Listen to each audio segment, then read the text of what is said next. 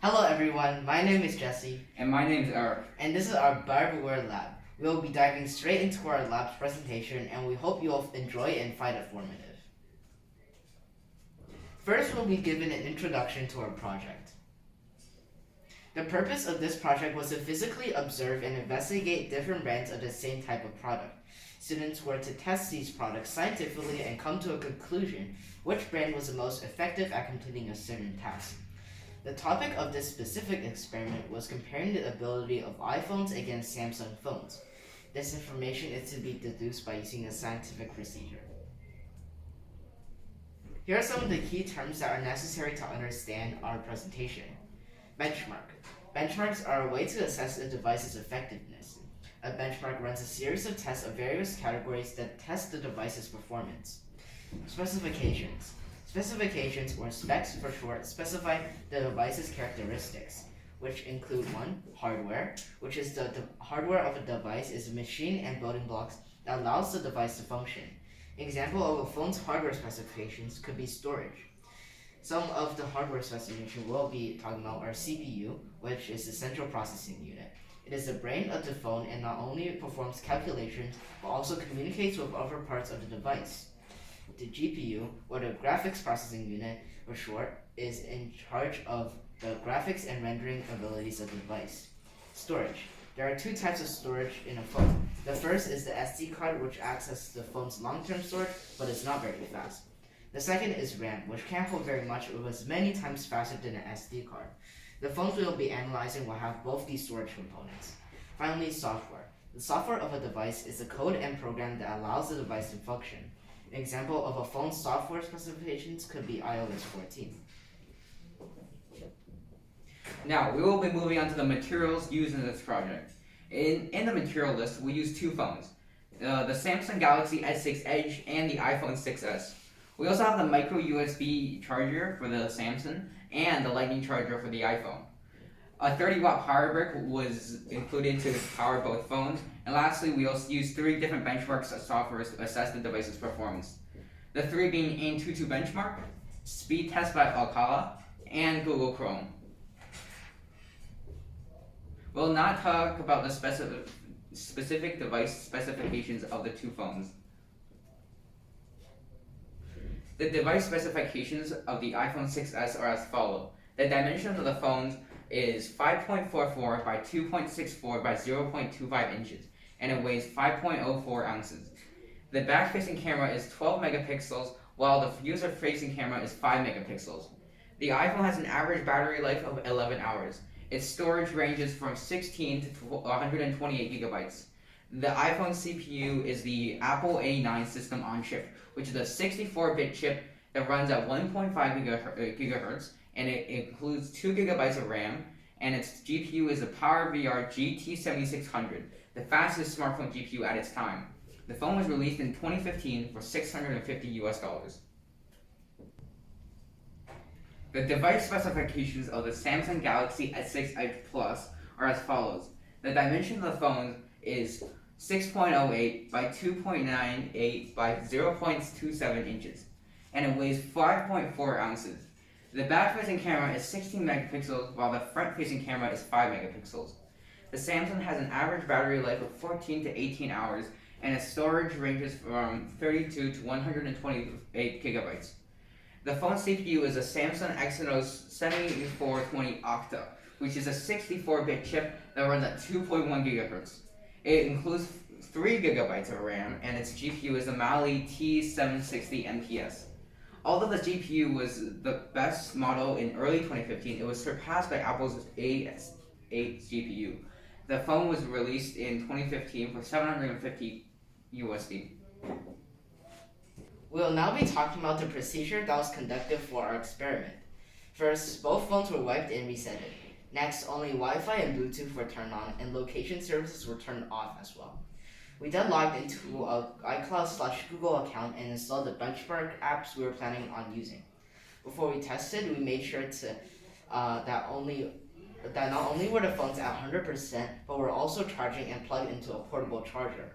Battery saver was also turned off, and screen brightness was turned on to max. Finally, we ran the AIM22 benchmark to test the CPU, GPU, and memory. the Antutu storage test, and a multi and single band Wi-Fi speed test by Ocala on both phones. We then recorded the results of each test and repeated steps 8 to 12 another time. I'll now also be talking about the variables we needed to control during the procedure. First, we controlled the battery health of each phone by fully charging them overnight. Moreover, both phones were plugged in during the test, which made sure that there was no battery loss when performing the test, and neither phone switched to battery saving mode. Next, we also controlled the background app's draining performance. This was controlled by making sure any apps that was not pre-installed on the phone was deleted, which include other than the apps that were required for the test. So both phones started without any apps running in the background. The Wi-Fi connection of each phone was also controlled by not only having the phones within 20 centimeters of each other, but also as they were connected to the same Wi-Fi network at the same bandwidth. Therefore, neither phone could have a better signal than the other, as they were not moved or covered with anything during the test. The heat of each phone was also controlled before the procedure by leaving them on a cool surface for 20 minutes before the test. This ensured that they had around the same starting temperature and the phones were not overheating. Both phones also use the same benchmarking apps, and the apps were both updated to the latest version with the latest drivers available. This ensured that the apps were equally optimized and were not causing the phones to perform worse. Finally, the last variable we controlled was the price. If one phone costs double the price of another, the test will not be nearly fair. Therefore, we made sure that when the phones were released, they were for around the same price before the comparison. The Samsung was only released for $80 more than the iPhone, which put it in the range of a fair comparison, as they were both the flagship phones from their respective companies. I'll now be talking about both the quantitative and qualitative observations concluded from the experiments. First, here are the average Antutu benchmark scores from the phones. As you can see, the bottom two is the iPhone 12 Pro Max and the Samsung Galaxy Note 20 Ultra. These phones were released in late 2020 and Rocksteady latest 865 chip and the 814 chip from both their respective companies. They have 4 to 5 times the performance of their past phones as they were released 5 years later. Now, moving on to the phones we tested ourselves. As you can see, the Samsung wildly outperforms the iPhone, as first of all, it has a larger surface area, therefore it can cool itself better. And the iPhone, in our single runs, performed great in the first run. However, due to its lack of heat dissipation, performed worse in the second run, which resulted in a low average. Secondly, I will talk about the multi-band network scores. As you can see, the iPhone beat the Android in every single test except one. This leads us to believe that the Wi-Fi chip in the iPhone is either better optimized or more powerful than the Samsung phone. And as we can see here, even though the iPhone outperformed the Samsung in every single test, both phones from test 1 to test 2 dropped in performance quite substantially. Next, this paragraph represents the single band network scores ran by Ocala. In this benchmark test, the iPhone is beaten by the Android in terms of download speeds, but surpasses the Android in terms of upload speeds. So as we can see here, even though the performance drop is not as much this time, there is still a noticeable performance drop. Finally, we ran a storage test. The iPhone had beaten the Samsung in both storage time both times. However, this outlines the greatest problem in iPhones. As you can see, in the first test, the iPhone beat the Samsung by a wide margin. However, in the second test, both phones were pretty much equal. And even though the Samsung didn't improve in performance, the iPhone's performance dropped by so much due to its lack of heat dissipation that for normal uses, it would be too uncomfortable to carry around in daily use. The difference in performance from test to test was greater on the iPhone than the Samsung. I believe this has to do with the heat dissipation of both phones. This overheating on a phone results in the phone limiting the CPU and decreasing the performance. Since the Samsung phone handled heat better, as it had more surface area to dissipate the heat, the iPhone lags behind in this category. During the Antutu benchmarks, the Samsung would dip to black in order to continue the test. We must reboot the program. This outlines a feature very much exclusive to iPhones. Since all the apps in the App Store is regularly vetted by Apple to make sure no bugs or glitches would affect the user experience on the iPhones, all the apps are almost guaranteed to work in their designs. However, on Android, since the Google Play Store has almost a million more apps compared to the App Store and many different phone variants using the apps, it cannot guarantee that the apps will work on all phones. This results in bugs and glitches on older and unique phones, in our case, the dip to block glitch. I'll now be going into analysis about both our procedure and the results we gained from our observations. When we were finalizing the comparisons between the two phones, we realized we couldn't just look at which one had higher results from the benchmarks. Because each phone has its different strengths and weaknesses, in order to properly estimate each brand's value in terms of quantitative hardware and software properties, we must find out how much value one would get for each dollar spent on a product. We did this by first finding the average of all the AnTuTu benchmarks of both phones used in this experiment and the current best phone each brand. We then divided both pairs by their respective prices at those times. The value per dollar of the iPhone 6 are as follows. The iPhone 6s had a current price of $369. To add a note, this price is its current price, not at the price as released. As when it was first released, the price was around $1,000, but anybody who is buying that price, as there's much better phones on the market, will not be buying it for nearly as much as when it was first released. So the prices we'll use for all these phones will be their current prices. So it had a current price of $369 and had an average AnTuTu benchmark score of 109,504. Dividing the two gives us 296.76 points per dollar. The value per dollar of the Galaxy 6s Edge are as follows. The Galaxy 6s Edge had a current price of $350 and had an average AnTuTu benchmark score of 148,341.4. Dividing the two gives us 423.83 points per dollar. The value per dollar of the iPhone 12 Pro Max are as follows.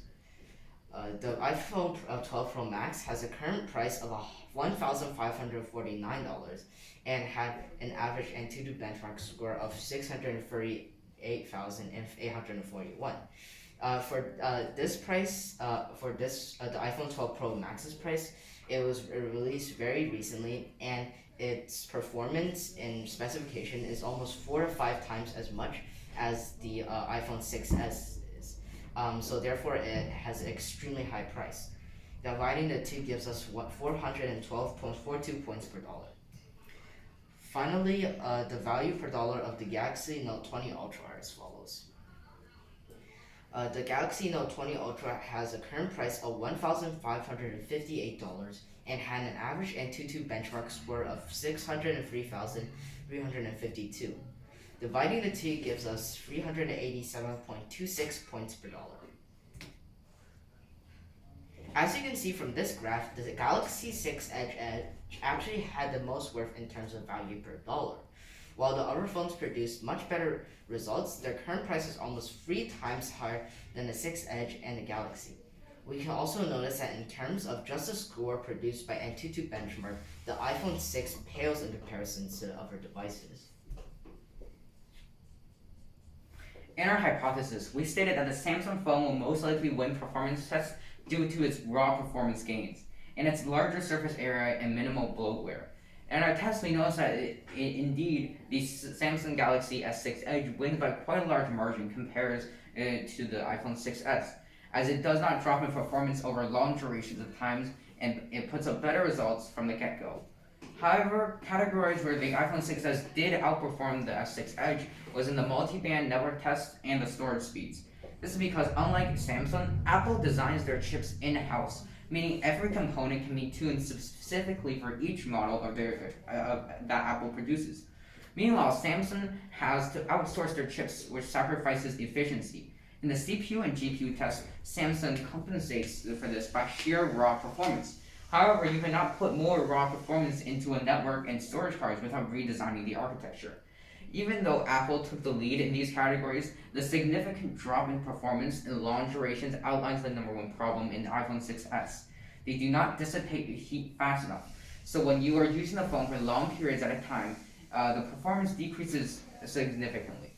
So after these tests, our phone of recommendation would be the Samsung Galaxy S6 Edge. Even though the software and setup in the iPhone was amazing, its lack of performance and laggy interface puts it behind the Samsung.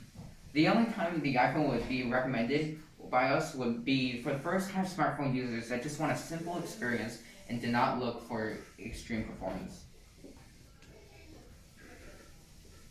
I will now be talking about some of the possible errors that could have occurred during when we were executing the procedure. Many parts of this experiment, if not controlled correctly, could have affected the outcome. Here are some potential points of error in this experiment. First, how much phones were used during the pretest. Even though the phones were brought during the same period of time, how much the phones were used on a daily basis and what they were used for are still different and hard to control. This means one phone could have been used up and degraded more than the other, resulted in worse performance. Second, the other unique features of each phone. Both these phones have unique features that would not quantitatively measure due to a lack of equipment. These features include better cameras, better microphones, louder speakers, wireless sharing, wireless charging, screen mirror, AirDrop, and much more. This may influence users' decision to purchase one of these phones as they want a particular feature the other phone does not have. Next, what each phone was designed for. These phones could have been designed for different purposes. For example, daily use, gaming, photography, entertainment, and more. This will influence the design elements of the phone, and users may choose which phone they want based on what it was designed for. Finally, the size of the phone. As we saw in the test, the Galaxy S6 Edge had an advantage in heat dissipation over the 6S as it had a larger surface area and can spread heat better. However, some users may prefer smaller phones, therefore the Galaxy S6 Edge surface area increase may actually be a con for them. Thank you for watching and have a great day.